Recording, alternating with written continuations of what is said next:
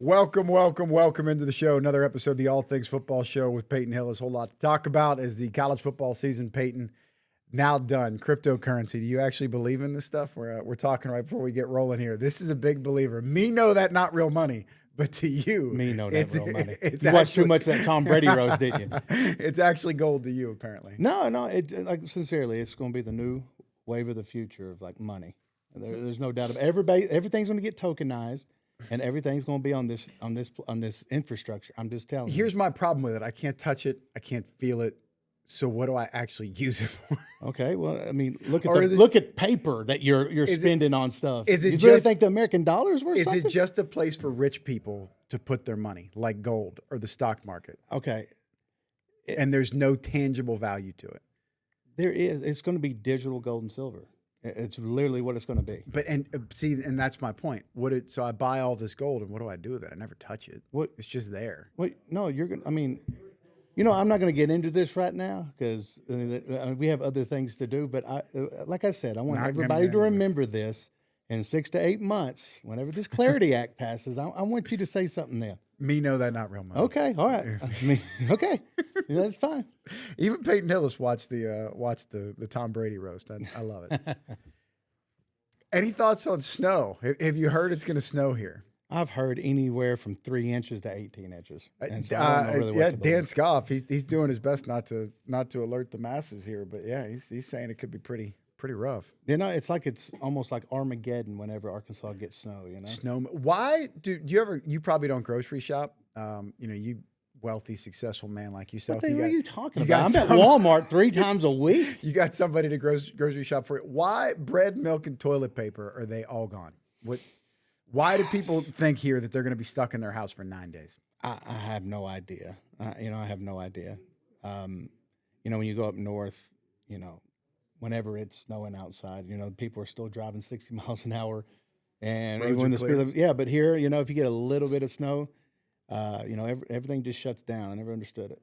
Yeah, I mean, dude, that makes two of us. It's hard for blue collar, tough guy like myself from Pittsburgh to come here and to see all this stuff. We got Peyton Hillis, who shows up on our game day show, 35 degrees with short sleeves on. Yeah, that's right. Telling everybody how beautiful it is. You got the cowboy boots? No, he does not have doesn't have the cowboy boots. With shorts, really? Okay. He is wearing shorts. He's got a John Deere shirt. We got to get a sponsor on your head there. What is that? Mountain Hardware? Magellan on here. Okay. Yeah. Lot to talk about here with college football. Ryan Silverfield, pretty good transfer portal class. We were, I don't think we're ever critical, but we were a little skeptical what was going on. It was a slow start, strong finish. Looking at the latest algorithm here, on 3, those are the rankings that I know and trust. They got Arkansas as the 4th best class in the SEC. Peyton, number 9 in the country, 2 4-star rated players, fewest, however, in the top 10. That 2 4-star player ranking compared to some of their competition. The rankings: Texas Tech number 1, Indiana number 2, A&M 3, LSU 4, Louisville 5. A little bit of a surprise, but Arkansas 4th best in the SEC.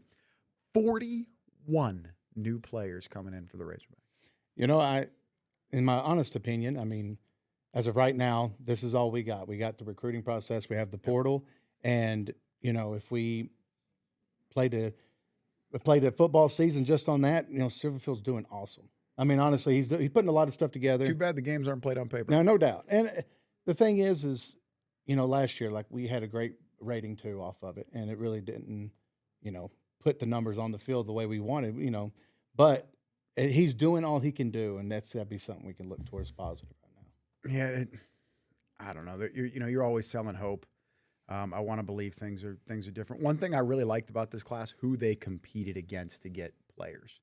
They got players that Alabama wanted, that Ohio State wanted, where before it felt like they were getting the players that were transferring from the Alabamas, from the Georgias, from the power programs, just weren't playing there.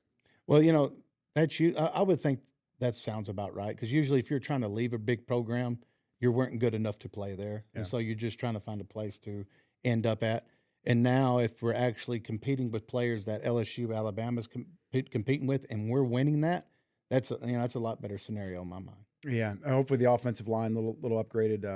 But that's not even fair for me to say, because they had a good offensive line last year. That was an issue. Bryant Williams, one of their best players, Louisiana, that's not LSU. Yeah. Raging Cajun, big player, over 340 pounds. He's a mountain. One player that's interesting to me, Chris Marshall, coming out of high school. This was a major prospect. Not sure, how in the weeds you are on this guy. He's at Boise State now. Was it Ole Miss previously? I don't know if it was Ole Miss or A&M. One of those teams, he got kicked off. There are some character concerns with this player, just for kind of the way he's acted whenever he's been on a program. It doesn't mean that people can't be fixed. But your perspective on that, I know you had to be at Arkansas, and there were some troubled kids that came from bad homes. You had to be in the NFL, where there were some kids in there, and they came in and they weren't ready to be adults and they weren't committed. How do you assimilate that kind of player into a locker room? How do you identify that, hey, I know he's talented, but this ain't going to work? I mean, I don't care what team you are in the country, you're going to have those guys. And a lot of it, you can just sweep underneath the rug, or, the media and stuff won't find out about it. But it's all about the culture you bring. And, with these guys, I mean, with every team, no matter what, you're going to have these instances where kids are going to rebel and going to get in a lot of trouble. And then that's just going to happen. I mean, you're 18, 19 years old, some cases making millions of dollars. I mean, they're not going to make the best decisions. Yeah. I mean, even when we were playing, we made no money. A lot of kids made a bad decision. So adding money to that, I can see where that can be a problem. I know how much you love Cleveland. You always talk about your time there and how revered it was. Were you tight at all with Joe Thomas? Yeah, I mean, me and Joe Thomas had a falling out after my first year, but I always respected him. I always thought he was a great player, and deserved to be in the Hall of Fame. Great guy, and I only hope the best for him. Water under the bridge, you guys. Almost definitely. You reconnected a little bit, and it's all good now? Not really reconnected. Just kind of just came to amends. You know what I mean? Just kind of just respected where we're at in life. Yeah, and not trying to. I'm going somewhere with this. Not trying to get too personal. Like, what was it a football issue that just kind of came between you guys? Yeah. I mean, there was a lot of stuff going on my second year there in Cleveland, and a lot of drama going on with the organization and the team. And there was a lot of finger pointing at that time. And, when that's going on and you're losing, it can bring the worst out of people. So where I wanted to go with all this, I remember hearing a cut from Joe in the past. Somebody asked him in an interview, you weren't there for it, but they said, when did you know Johnny Manziel was going to be a problem? Mm-hmm. And he said, right away. Why did he say that again? He said, I saw Johnny come in, and we saw him on practice, and I didn't really like the kid's attitude, and I saw that at the NFL he was not going to be an exceptional athlete, the kind of stuff that he did in college, and that the arm wasn't really there. And if he wasn't in the right headspace, it was going to be a problem. Mm-hmm. How often did you see stuff like that? Like, man, this just ain't going to work here. You see it a lot. But, like I said, with the organization, the team, they have ways of covering it up in a lot of ways where people can't see it in the short term. But eventually, cream rises to the top. You're going to start seeing that stuff later on in the season or in their career. Like Odell Beckham, when I made it to the Giants there, like he was a rookie. And when we saw this kid running around, we were like, oh, my gosh, like this kid's going to be something special. But then you started seeing like off the field issues and stuff like that. And then, a lot of stuff, you do with his hair and stuff like that. We just knew like, this guy's a character. And hopefully, you hope at that time, like maybe it's going to be a good thing, kind of like what Dion brought to the game. It was a little outlandish, but he really didn't get a lot of trouble, off the field type of deal. How many players in the NFL like the lifestyle more than they love football? I feel like you love football, the contact, the violence, the camaraderie. That's your personality. How many players don't really love the game? They just want to be famous. 20% of the league. I think it goes hand in hand, actually. For a lot of guys, just because when people think of pro football, you think of the money, you think of the lifestyle, you think of everything that comes with it.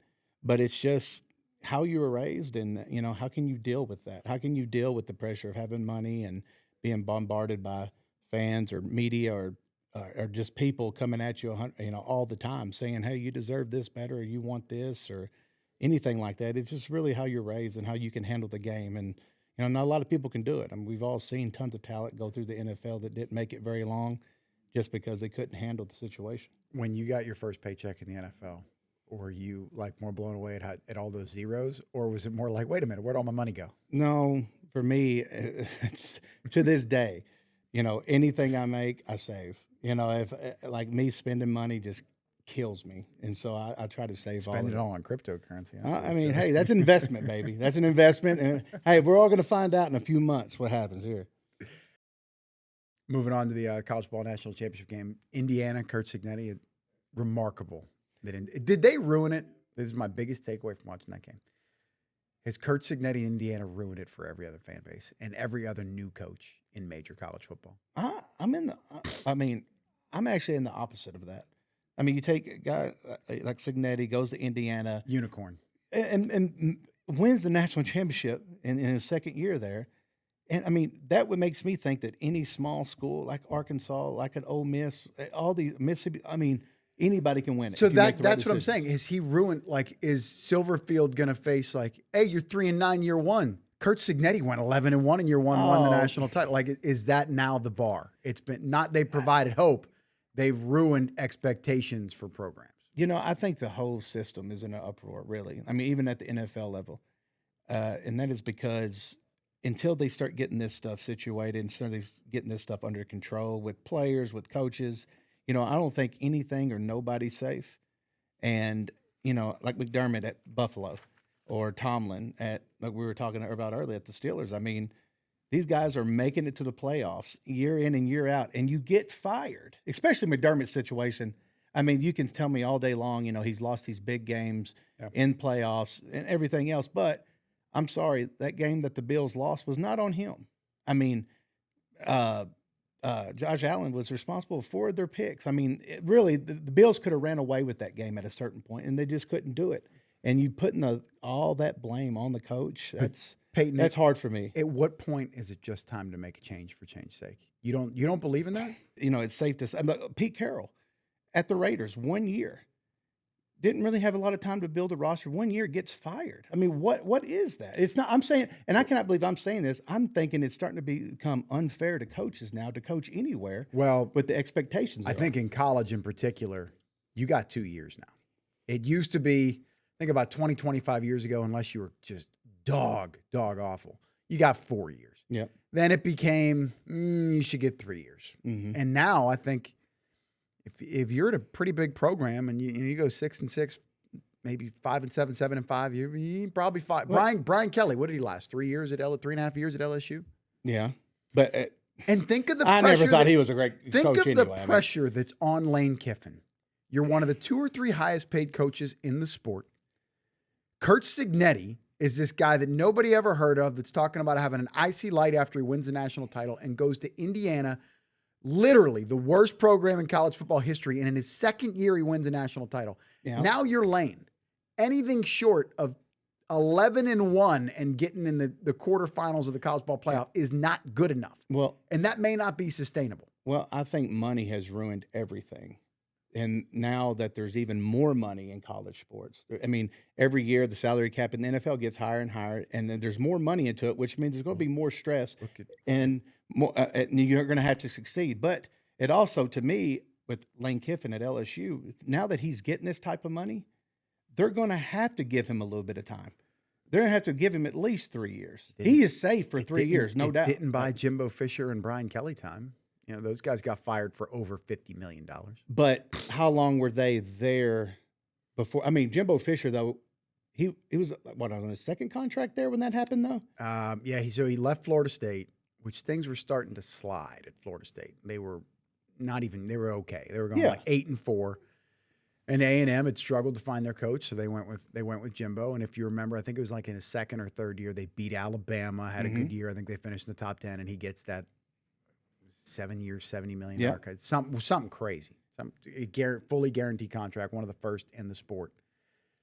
And they probably jumped the shark a little bit, giving him that contract soon. No doubt. And it just didn't get any better.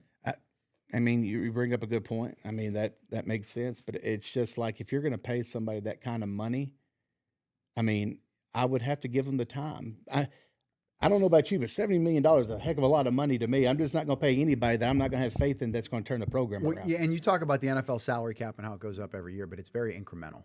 College football right now, we got like basically roster limits. There's no limit. It's unregulated. It's ridiculous. Somebody has to set the precedent every year. These salaries are going up like 40 to 50% a year. You know, 3 years ago, a really good quarterback was $1.15 million. Now a really good quarterback's $4, $5, $6 million. They let the inmates take over the prison. Is really in this, and they have nobody to blame but themselves. No doubt for that. No doubt. I mean, if you're going to let the players dictate everything in NCAA football, then you're going to have these problems. I mean, to me, there is no kid in this freaking country that deserves $6-7 million to play college quarterback. You're worth whatever somebody's willing to give you. No. You don't mean you're worth it. That just means somebody was stupid with their money. I mean, nobody's worth that at 18, 19, 20 years old. I'm sorry. Nobody's worth that. You don't think so? Texas Tech, they're mad at their investment, getting to the final, going from 6-6 to Final Four. No, like anything. Miami with Carson Beck, they're mad at that. Okay, I'm not. When you're in the Big 12 and you win 8 or 9 ball games, that does not mean anything to me. It's still at this point, it does not. I'm sorry. Like when you were sitting there saying that somebody's worth this money and you pay them, that don't mean that they're worth that. And of course, you're going to have the media back them up and say, these guys are great. This guy's good. But you're putting too much pressure on these kids to go out there and play and succeed. And more than likely, you're not. I mean, I'm sorry. More than likely, you're going to get these situations where you're not going to succeed. I mean, but I guess they're getting paid for it, so I guess it really doesn't matter. One thing that surprised me, because we were talking about quarterbacks there, so we're going to tie it back into Arkansas. Josh Allen and Lamar Jackson were the two that examples we were given in Pittsburgh that has not been able to find a quarterback since Ben's decline began in 2019. You look at Arkansas, really, as far as I can remember, dating back to Ryan Mallett, they've had really good quarterback play. Yeah. The Chad Morris years were rough.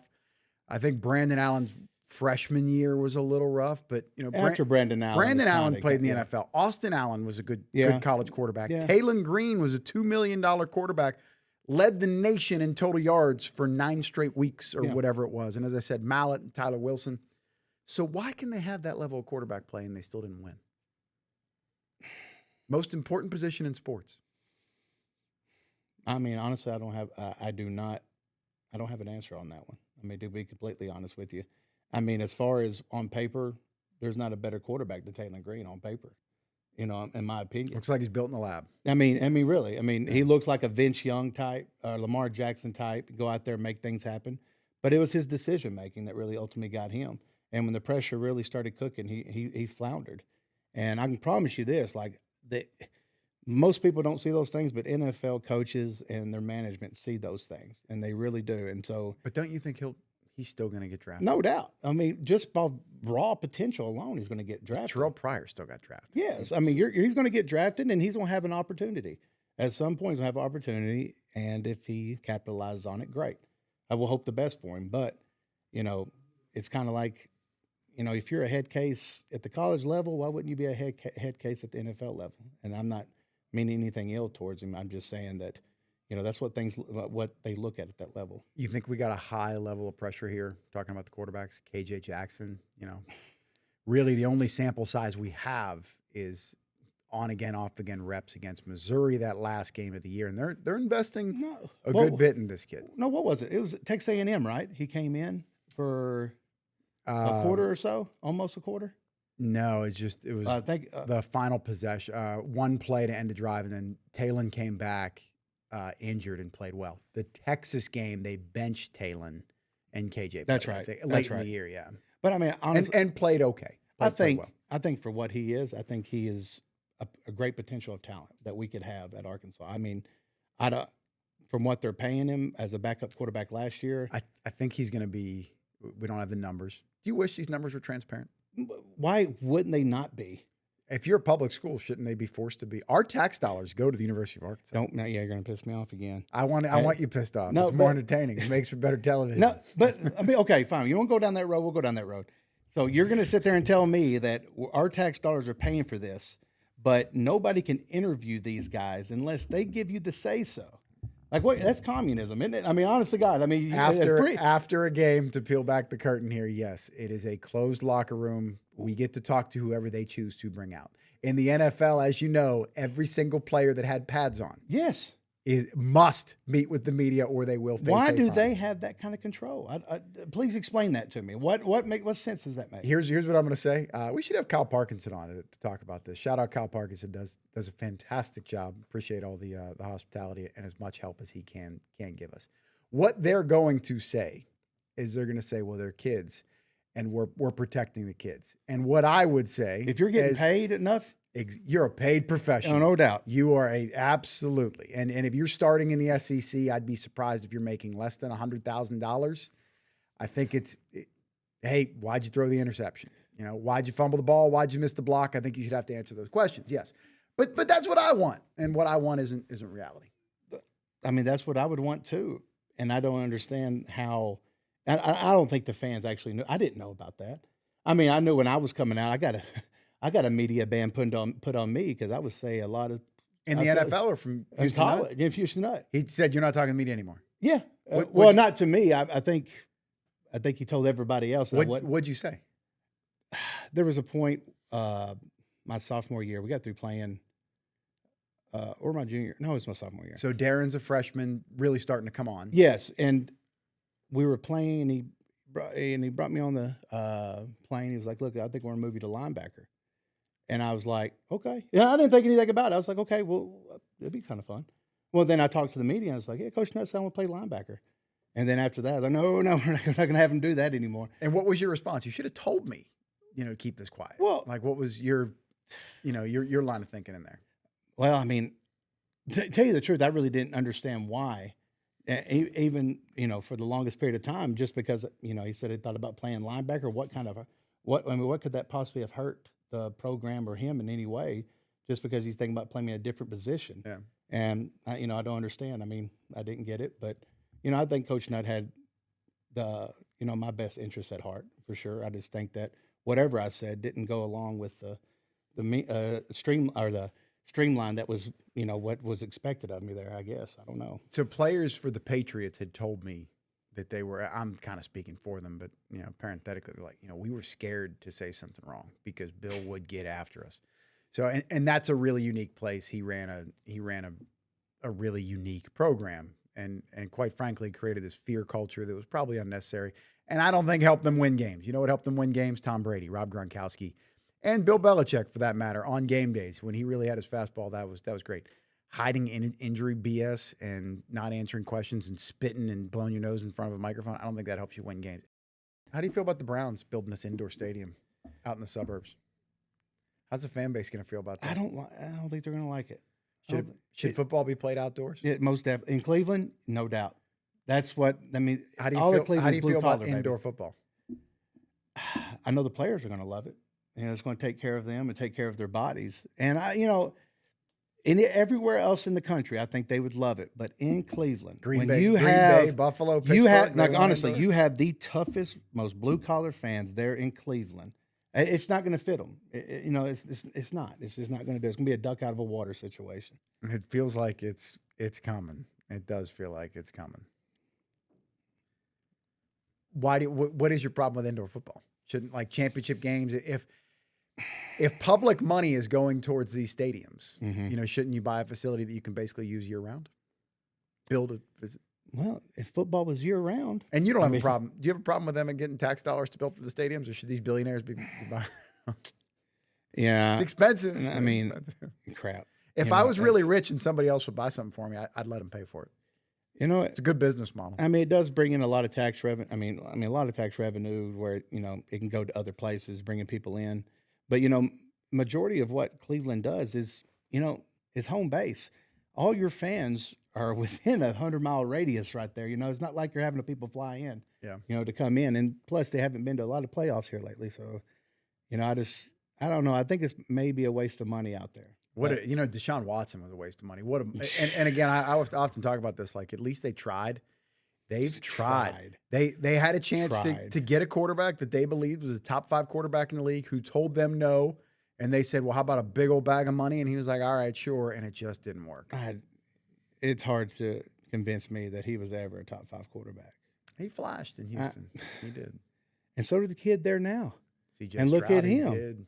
Like he's never going to reclaim what he did his rookie year.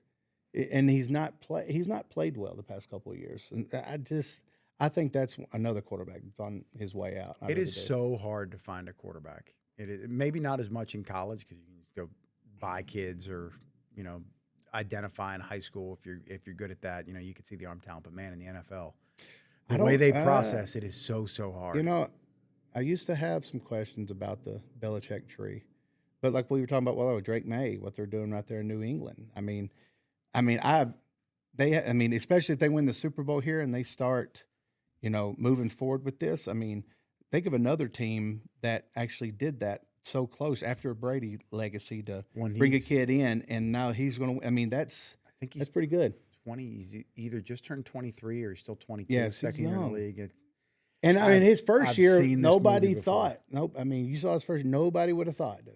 Nobody would have thought. And now he's kicking. I didn't think they would be in the AFC Championship game. No, I did not. No chance. And don't get me wrong, their defense is top notch. But I've seen that kid make some plays. I think he is really intelligent. Good. I did not think he'd be first or second in the MVP voting his second year in the league. Me neither. That I did not think. And such is history. A lot of people didn't. Nobody thought Tom Brady, pick 199. Okay. Would lead them to the Super Bowl. But I don't think he's a Tom Brady. I don't think he's an Aaron Rodgers. I don't think he's that good. They say he's Josh Allen. That's the comp. The comp coming out was Josh Allen and Justin Herbert.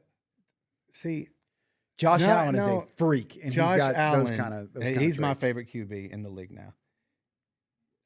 A kid that's that big, that strong, that fast, more rushing touchdowns than Lamar Jackson. This guy right here, I wouldn't even compare Drake May to him. I still think he's in his growing pains right now to find out what he's really going to be like. Somebody the other day said they compared him to Dan Marino. Get out of here. He's not that. He's not that type of kid. He's not this overwhelming big stature guy that's going to go out there and just beat you with his arm all the time. But he's smart. He makes the right decisions, and he's going to go. And he's deceivingly athletic. I feel like he does not get enough credit for how athletic he is. Next to Lamar Jackson, probably the most athletic quarterback in the league. What, Drake May? Josh Allen. Oh, no doubt. Yes. And Drake is kind of on that. Drake's genetics are off the charts. Dad was a quarterback at North Carolina. Brother won a national title. North Carolina basketball is like a 3 or 4 year starter. Drake's got like 4.6 speed, off the charts athletically. Yeah. And you see it. They don't want him running because they said, hey, whenever something breaks down, you can go be an athlete. We're not going to design plays for you to run the football. I mean, there may be something to that, but there's something to me. When you watch every other quarterback in the league and watch when they get out of the pocket and they run the football, nobody to me is more exciting to watch than Josh Allen. He will put his shoulder down. He will run over people. He'll get 10 yards on a tush push. This stuff is exciting to watch. That game, I think it was the greatest football game ever played. The divisional round game against Kansas City, where he didn't get a touch in overtime. He was Superman. The plays he made in that game with his legs, with his arm. I do believe that is the greatest game ever played in the NFL. It was incredible. I think it's kind of like what game I'm talking about, right? Yes, but I think it's kind of like a Michael Jordan situation. Like, I really believe that Josh Allen makes everybody else around him that much better. That's what the great ones do. Yeah. Sincerely, and Sean McDermott made a lot of money off Josh Allen.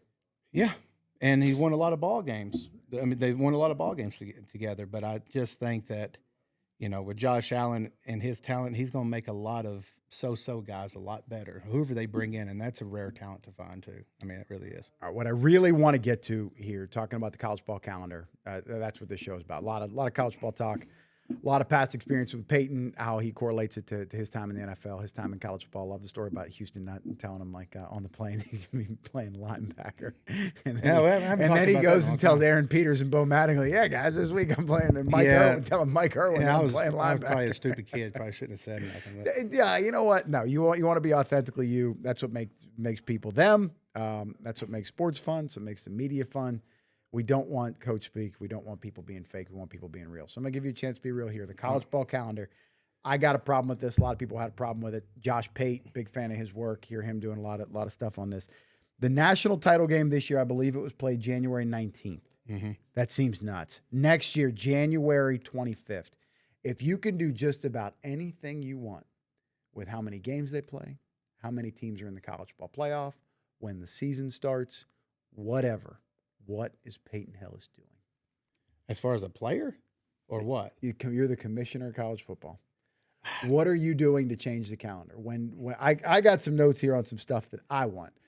To make it not last as long or what? I mean, do you not, if you can make it last longer, do they play too many games? Do you want 18 playoff, 12 team playoff, 16 team, 24 team, 32 team? You want to get rid of conference championship games? I'd like to see them play 10 conference games instead of 9. Okay. It depends if you're talking about quality or quantity. And honestly, I think going above an 18 playoff is just ridiculous. That's my opinion. But Miami wouldn't have been in an 18 playoff. Okay. But at the same time, there's other 4 teams there that probably shouldn't have been there anyway, right? JMU and Tulane. Tulane's too. But they have to have a seat at the table. I mean, honestly, like they should have it. No, they shouldn't. No, they shouldn't. Not as right now. Why not? Because they take the TV money. They go and they play Alabama and they get they lose. And they beat a bunch of they get $1 million. And then they go to their conference championship and they win against North Texas and they go to the dang. No, look. Notre Dame and Texas should have been in those spots. There's no doubt about it in my mind. And they were not as good. Think of those games too. The money. Oregon playing Texas. Think of the money. Oh, it would have been so. I just think that reason why I don't like once you start getting to that 12, 16. Whatever, 24. There's just going to be a lack of competition there, and it's not going to be fun. And the Big Ten is the one that's pushing for the 24. SEC, well, of course they are. Look at the money they make. The rest of college football, they want 16. 5 automatic qualifiers, 11 at-large bids. Apparently, this sounds stupid. I know it's going to make your head spin. This 16-team model would have a double bye. So that means that teams 5 through 8 would get a bye.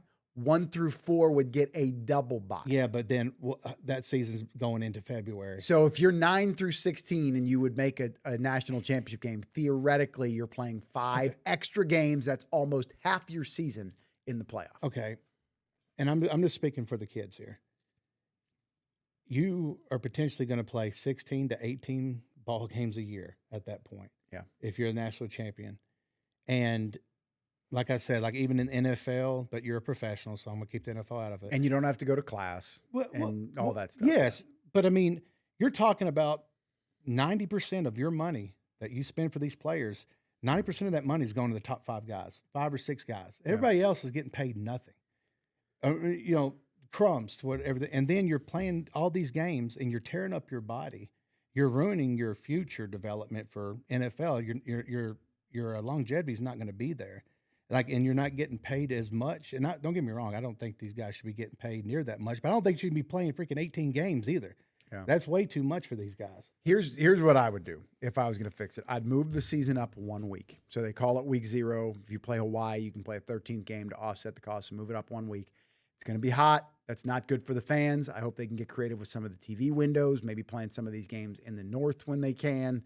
Whatever. I think it's ridiculous. Those first 2 weeks of the season, I'm sure you remember as a player, now as a fan, Labor Day weekend, that next weekend in Fayetteville, noon, 3 o'clock. It's a hot day. It's not fun sitting in the aluminum. It is what it is. So let's move the season up 1 week. So then we end the week before Thanksgiving. Let's play all the conference championship games Thanksgiving weekend. Because what I'm seeing in the sport, these campuses that don't have wagon programs, the stadiums are empty Thanksgiving weekend. Well, you're just delaying the inevitable. I mean, you're just moving it up a week, but you're still playing all the games. Yeah, but we're going to be able to, under the Trey Daerr plan here, we're going to be able to move some other things up. I also, on that conference championship game, instead of expanding the playoff beyond 12 teams, let's play some play-in games. So maybe the 12 best teams that don't make the playoff go 1-12, 2-11, et cetera. Work your way all the way down. Play them on campus. I wouldn't want them on campus. Play them at bowl sites. Whatever you want to do, that's an extra data point. So they got to get on the field. It'll kind of bring back a little bit more credibility to the conference championship games. Because I don't think it's fair that, wait, we won 11-1. We got shut out of our conference championship games and we're eating potato chips, drinking some beer. Yeah. Everybody else is playing. That's not real fair. I still do like the Army-Navy game. I think what they do for our country, what they mean for the history of college football, I'll give them their window. Now that's going to be the first week. Isn't that only because, though, normally Army and Navy are never going to make it to a playoff berth usually. But if they did, Yes. would you really? I mean, I like it too. I honestly don't really I've been to the game. I don't really like the game. It's not great football, but I understand what it means. Yes. And the pomp and circumstance is great. And those kids and their commitment to those academies and what they will do to our country. And I think the president should be there every single year. I think the vice president should be there every single year. That has nothing to do with politics. I just think it should be celebrated as an American event. Well, okay. When it comes to everybody else, though, and conference championship games, I think it's the worst of both worlds. And so if you're a Georgia and Alabama and you get beat, and then, college analytics, the TL, it pretty much just, it penalizes you to where you can potentially not make the playoff. Yeah. But then you look at a BYU and a Texas Tech situation where BYU can come in, and if they didn't have that, theoretically they could have been. They could have been in the playoff, and I don't think they should deserve to be there. I just think you need to get rid of it. There's all of it. That has changed a little bit to where there's not as much punishment. But I mean, at the same time, if you do go out there and you lose, they're not getting rid of it because of the money. Now they may alter it. Do we do play-in games in the conference? Is it the Big Ten? We're going to get 4 teams in, and we're going to do 4 play-in games, 1v8, things like that. Well, I think they're not getting rid of that weekend. Well, I don't know about all the other conferences though, but I think that all of your games should be conference games, right? Just have all your games conference games. I like the 10-team conference model. That way you don't have to have one them. of my favorite things of college football is the non-conference games. I thought when USC came here the year after that Matt Leinart, Reggie Bush team, there was a buzz in Fayetteville, and that's really cool for fans in Northwest Arkansas to see the V for victory and the horse and all that stuff. Yeah, I mean, that stuff's great, but 90% of your college football games are not that outside, your conference. And so what I'm saying, if you made all your conference games, if you made every one of your games conference games, then you don't have to play the How about we leave room for championship. two non-con? Well, yeah, fine. But 10, why? How about that? 10 conference games, 2 non-cons, no conference championship game. It's a cowardly way to look at it. Like teams pay UAPB to come up here and play. And just because we want to win on our record. But UAPB can't run their athletic department without that $1 million check. But that's not our problem. That's not our problem. Capitalism over here. No, it's not capitalism. It's just that, those. I don't know. It kind of works out, I guess, both ways because you played those games at the beginning of the season where everybody has high expectations, and you go out there and just beat the crap out of them, and the stands are full. So you're not losing any money on it. So I don't know. So I would still give Army Navy their window instead of the second weekend in December, first weekend in December, and then you do the Heisman that night. Maybe do some 1AA games sprinkled in, but let's keep the emphasis on Army Navy. If not, maybe we could move the playoff right. Hey, we're going right out of that Thanksgiving weekend. Yes. College championship playoff next weekend. Maybe we put Army Navy at the end of the whole season. And even if Army wins the national championship, they could play Navy the next week. I know that. I think that's great. That sounds pretty good. So now you're talking like January 8th. So then again, continuing. So we got a first weekend in December, Army Navy. Then the playoff starts the week after that. Second weekend in December, another game the following weekend. So now we got our Final Four set. January 1st, let's bring back the Rose Bowl. Let's bring back the Sugar Bowl, the Orange Bowl, whatever it is. 2 of those 3 marquee bowl games are your semifinals. And then the Monday after NFL Sunday, maybe the Thursday if the calendar wouldn't work out, whatever, you play the national championship game. You're done by January 10th. Maybe even if we move Army Navy to the very end after the national championship game, then we're ending January 1st. And I think a lot of people have said this. Should we end it at the Rose Bowl? 5 o'clock, 5:30, San Gabriel Mountains, the best setting in sports. So you got the semifinals, players walking around with roses. College football dream becomes to get to the Rose Bowl. That's the Trey Daerr model. That's the right model. Okay. Quite frankly. Fiesta Bowl, Rose Bowl. Think about some bowls though that used to be just great bowls, and they're not even anymore. The Cotton Bowl. That used to be great. Well, they're a playoff game. Orange Bowl, Citrus Bowl. Orange Bowl's a playoff game, but Citrus Bowl's kind of nothing. Yes, but what I'm trying to say is though, why even have? Just have a playoff. You don't have to call it these bowls anymore. Nobody cares. So, and another thing I would do that I didn't bring this up. The first round of that playoff, whether it's 12 or 16, and I want 12 because I don't think there's 16 teams that can win a national title. I think 8. So 12 teams. The first round, those 4 play-in games, so to speak, they're bowl games. So if you earn a bye, you're on campus in your building. Indiana, first 2 years, this 12-team model, there's been 8 teams gotten a bye. Indiana's the only bye team that has won a game. All the other bye teams have lost. All 4 lost last year. 3 of the 4 lost this year. So I think there could be that layoff could be a little bit detrimental. It is, no doubt. The layoffs are huge. I mean, I actually liked your model with starting the playoffs right after Thanksgiving, and just giving the top 4 or 5 teams or 6 teams or whatever you want to have in there, have them have a bye week, have the other teams play, finish up by January 10th, and have it be done. Well, if we're gonna do the conference championships Thanksgiving week, and then that next week is the first of the 12 or 16 team playoff, then we got to be done January 1st. Yeah, and I think for the health in the ecosystem of college football, they don't want to hear this, but let's be honest, you got to stay away from the NFL. It's gotten on too late, and now you're fighting playoff games, and you're playing games on Wednesday and Thursday and Friday and Monday. It's a Saturday sport. A couple playoff games here and there on weeknights. I get it, but I would get away from the NFL. What does that do for the portal? So that's going to mess it up. If you win, you're going to have on my model ending around basically no later than January 10th. Call it most years if the semifinals are played January 1st. The only teams that are really affected by the portal would be the 2 teams in the national championship game. Because the portal would open January 2nd. So they're getting penalized for winning. But are they real? Like, how many of those kids are going to leave? You're playing on a team that's in the national championship. Depends on how many seniors you got. I mean, and this is really, and I would love to have a current coach, a former coach in here and explain to me why this can't happen. Why can't the portal open up April 1st? We move spring. I agree. We move spring football to May. You get 3 weeks in May. Call it 10 days, just like the NFL. The portal's April 1st to April 30th. Right after finals, you get your kids on campus. You have 3-4 weeks of workouts. They go home for a month, and then they're back to start. Why can't that happen? I say March. Come on. I mean, but you're going to need a little bit more time. You're really in school, though. And look, you could tamper all semester long, leading up to April when the window opens. Now, those kids would have to stay in class, but we're basically shutting down all activity from January to April 1st in college football.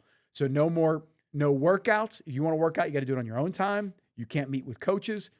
Portal opens April. Spring football opens.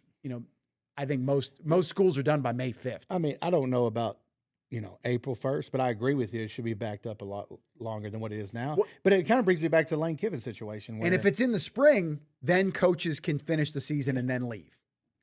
The spring portal, if it's an April portal. Well, but like you saw Lane Kiffin, what if they don't want him? What if they don't want him? They wanted him. They just didn't want him to leave.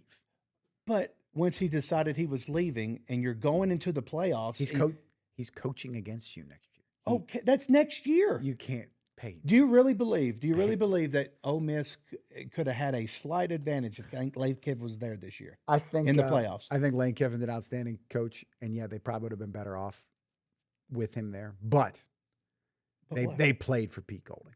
I think they did. I think they rallied. No. I think they rallied around the fact that Lane wasn't there, and they were 1 goal line stand from the national championship. Okay, and I agree. Honestly,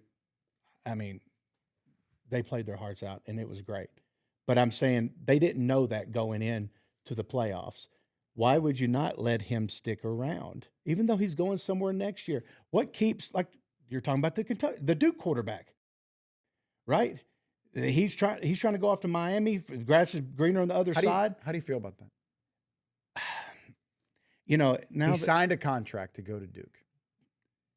And Miami's buying out of the contract and giving him a new contract. Okay. What's any different than what Lane Kiffin at Ole Miss? He's under contract, and then they come out and pay out his contract, right? And he goes to LSU. That's probably why this lawsuit isn't going to hold up. I wouldn't think so. I mean, honestly. Because the idea is if the coaches can do it, why can't the kids exactly do right. It? That's the letter of the law. And then not even that. I mean, you're talking about, I think there should be something said, though. If you sign a contract, you should be held to that contract. The coaches, too. Yeah, coaches, true. No doubt about it. What if this buyout was both ways? You get Brian Kelly gets $50 million to be fired. What if he had to pay $50 million to leave? He ain't going anywhere. No, exactly right. Like, I think that Lane Kiffin wouldn't have left Ole Miss if he had to pay $50 million. That's why. But he wouldn't have signed it. But listen, that's why we're in this spot that we're in. It's because of all the mistakes of the past. Like when I was in school, if you wanted to transfer, and I want to say you wanted to transfer to Auburn, And I'm sure you thought You had about to it. sit out a year, and then the coaches ultimately held you in prison, arrest. You couldn't go anywhere because if you do, I'm going to set you out a year. I'm going to do all this other stuff. And that's why we're here where we're at now, where guys are just leaving because they get butt hurt and they want to go here and they want to go there now. It's messed everything up. I mean, there's no accountability in this league, even at the coaches level. It's all about where it can best suit me at any given time, and I don't have to wait out any storm because the money's better. Well, It's not teaching nobody anything. This is talked about a lot. Should there be collective bargaining? Should they be employees? And now if they're employees and not necessarily students, meaning you don't have to go to class. You work for Arkansas. You work for LSU. Now you could start talking about trades and things like that. But then you're talking about public dollars inside of a private organization. And you're also really talking about minor league football. That's really what you're Yeah. I mean, like now it's not. It's basically that now, though. It's basically that now. I mean, yeah, you're right. The paperwork and the writing. If you can start trading players and things like that really that's minor league football. You're basically doing that now. You're just doing it. I guess not trading. And they still go to class. Yeah, but I mean, you're basically doing that now. You just have a window to do it in. And then in the NFL, you have a window, and then it opens up later on in the season, trade deadlines and stuff like that. But in the NFL, Joe Burrow, who I think is in hell right now in Cincinnati, he needs to get out of there whatsoever. I know, $50 million a year, hard to feel sorry for. It's not like he's just stayed healthy. But he can't make a call like Darian Mensah did and say, hey, Pittsburgh Steelers, you guys need a contract. I think you guys got great ownership. You got great fans. I want to go to Pittsburgh. Just buy out my contract. He doesn't have to. He can't do that. It doesn't matter. He doesn't have to. Everybody wants Joe Burrow. And and everybody knows he's going to go somewhere else. You don't think he's going to stay in Cincinnati? No. Cincinnati's hold on. Cincinnati's done everything for him. You want T. Higgins? Fine. We'll overpay T. Higgins. You want Jamar Chase? All right, it's fine. It's not the talent. Hey, we can't keep Aiden Hutchinson. It's him and the coach. It's not him, Aiden Hutchinson. It's him and the organization. All I'm saying is that if they ever get a new coach and it's somebody he wants, yeah, he'll stay.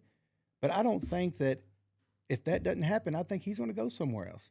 I mean, I really do. If you're the Raiders, you got the number 1 pick in the draft. Do you send that pick, maybe a future first and a future second for Joe Burrow, and you got to pay Burrow $60 million a year? Most definitely. He can't stay healthy. I mean, and is your organization really better? Is your ecosystem better than Cincinnati's? Oh, dare I think the Raiders? I think it potentially now it can. Firing Pete Carroll after Dude, 1 I think year? when you bring Josh McDaniels, Josh. Okay, I agree with that one, but. You're bringing new owners, Tom Brady now being on the Raiders, stuff like that, people that have more knowledge about football and what they want. I think it's going to get better. You're right. As of this point, it's bad, but I think it has potential to get a lot better. So 2 number 1s and a second rounder, which one of them is the number 1 pick. You do it for Burrow and give him a new deal. Listen, I'm just going to say this, and I've said this, and I know that a lot of people are probably going to disagree with me. But if you have a great head coach and you get a great quarterback, okay, the rest of the pieces come together most of the time. They come together to when you can win big ball games. Listen up, Arkansas. No. I don't care if anybody. I mean, I mean the Razorbacks. You find a coach quarterback. Fixed. Okay. Okay. And I saw where Mendoza's brothers, where he's transferring Georgia Tech. Yeah. See, I would love to. I would not love the same. Well, I would like. I know. I would like to be a fly on the wall though in that situation between because him and what happened Cignetti, or Fernando Cignetti's a close. So. Indiana's bringing in Josh Hoover from TCU, who's a top 5, top 10 portal quarterback. So younger Mendoza, don't even know your name. Sorry, love you, mean it. Not going to play there. He's not the starter, so time to move on. But when you're looking at kids coming in, if they see your quarterback there throwing for 3,000 to 4,000 yards a year.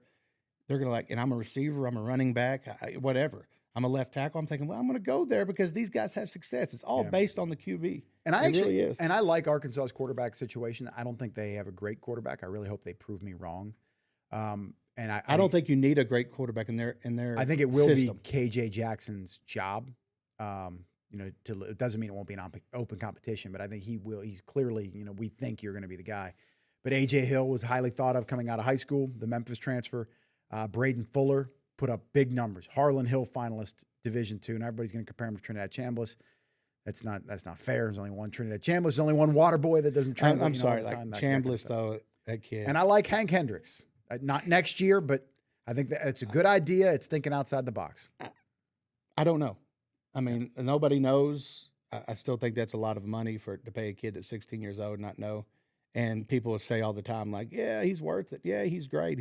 You don't know until you put on the pads and step on the field. You truly don't know. Now, you don't know what kind of headspace the kid's in, but for that Chambers kid, like, I think he is a spectacular talent, and I think that he has potential. And apparently, he's getting an injunction. He's going to go back to college. They ruled as ineligible. This is the problem. The NCAA has no power. They make a ruling, and then they get injunctions. But at the same time, though, if I was him, I'd be hoping to God that I got that, because he knows if he goes back to Ole Miss, he's going to get paid a lot of money. But if could work his way into a first or second round pick. And then if he goes now, he ain't going to get drafted probably. You know what I mean? Not in the first or second round. Nick, no. And so, a lot of this kid's career is depending on this, what he's going to be. And I think that's probably going to be taken into account whenever he does have this hearing or this court. Final thought. What is your biggest problem with the college ball calendar? Is it conference championship games? How late the season is going? What do you want to change? As far as like NIL even, or no, more so the kind of the calendar and the game, not NIL. I really, is the transporter moving to spring, whatever. I think, okay, Max, you should have an 8 to 10 game playoff. I like your idea of not having a conference championship game and starting the playoffs right after Thanksgiving. Have all your games be conference games, like, just so there be no 10. doubt. Let's go 10, not 12 conference games. Oh man, I want like, to see, you really know. I want to see Alabama play Ohio State and play Texas in non-conference games. Well, if they're good enough, Ohio State plays if they're good enough, they'll play them at the end of the year. I mean, think about it though. This isn't high school. You can't. Shiloh's got to play Greenwood. Look, Northside. It is a disadvantage to play in a conference championship game. Everybody knows that. It's a disadvantage. All right, that's number one. Number two, you shouldn't play cupcake games against UAPB or Alabama State or whatever the case may be. And then at the end of the year, well, they went 10-0. Well, no, not really. Those 3 games don't mean anything. I mean, they shouldn't mean anything. I want, like, the very end of the year, you don't have this fight where should it be Miami, should it be Notre Dame? You shouldn't have that. And if you play all these conference games every year against your conference rivals, you wouldn't have as much as that. I should say you wouldn't. But if you do that, the ACC schools, you're going to have more like 10-2, 9-3 teams. In the SEC, you're going to have a ton of like 7 and 5s. I don't know. If you're playing 10, 11, 12 conference games a year. Yes, you are. No. Georgia's not going 11-1 on a 12-game conference schedule. I don't think I think if you'd have played 12 games this year for Georgia, they would not have lost more than 2 or 3 games. Come on. They wouldn't have. Okay, so then your best team in the conference going 10-2, 9-3? In the SEC? See, you're basing it all on wins and losses. I'm talking about you go against conference opponents and you go head to head, and then you find out at the end of the day, like, strength of conference, strength of schedule, which team should be in. I mean, that's how you do it. You can't judge it as much if you're playing 3 cupcakes a year. You can't do that. Once Greg Sankey steps down, I'm going to be the new commissioner of the SEC, and you could be my vice commissioner. No, honestly, I could be wrong, but it just makes more sense to me where, and they're not doing enough in college football to make sense. It's part of the issue. I mean, but then you look at other conferences that are not as strong. You look at the Pac-12. You look at some of these conferences that are not as strong. The ACC, but almost got left out. Miami was the only team that got in. But I mean, honestly though, the ACC had some good teams in there. They didn't have great teams, but they had some good teams. I mean, Miami, even SMU was a good team this year. I mean, they're not great, but they had Louisville. They were 9-3, 8-4. Yeah, I mean, you have some, and honestly, I don't think. I mean, I think you saw this year that the Big Ten kind of just outrode the SEC this year. It's going to switch hands too. It's going to switch hands all the time, especially with the way that things are going now with the money and the transfer portal. It's just going to always switch hands. Our set right here. We're right by the Weather Center. They are grinding away. Get your bread, get your milk, get your toilet paper.